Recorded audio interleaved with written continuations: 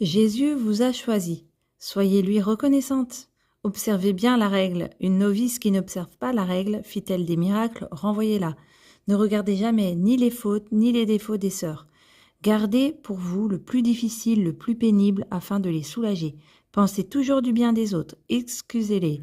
Si vous voyez une sœur verser de l'huile, pensez qu'elle est perdue en Dieu, prenez ensuite un chiffon pour nettoyer la tache.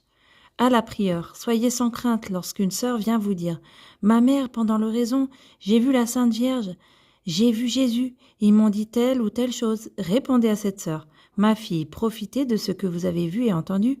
Il faut que cette grâce porte des fruits. » Par les fruits, vous distinguerez si c'est une réalité ou une illusion. Lorsque la sœur demeure contente après que vous ayez ainsi parlé, dites-vous à vous-même « C'est Jésus bien certainement. » Mais si elle ne se retire triste, dites « C'était Satan. » À un prêtre, critiquez. Laissez parler, laissez dire tout ce qu'on voudra. Dieu est Dieu. Tout le ciel et toute la terre se retourneraient pour ébranler une âme que Dieu regarde. Il ne pourrait rien faire. Petits agneaux, Satan se transformera en ange de lumière. Avec un peu d'attention, vous le reconnaîtrez toujours parce qu'il cherchera par ses louanges à vous inspirer de l'orgueil.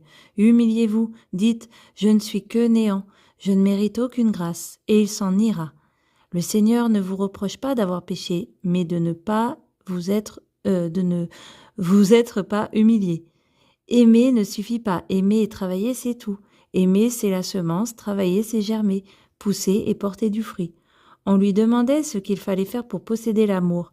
Elle se baissa, ramassait un grain de poussière et, le tendant à son interlocuteur, « Il faut devenir petit comme cela, dit-elle.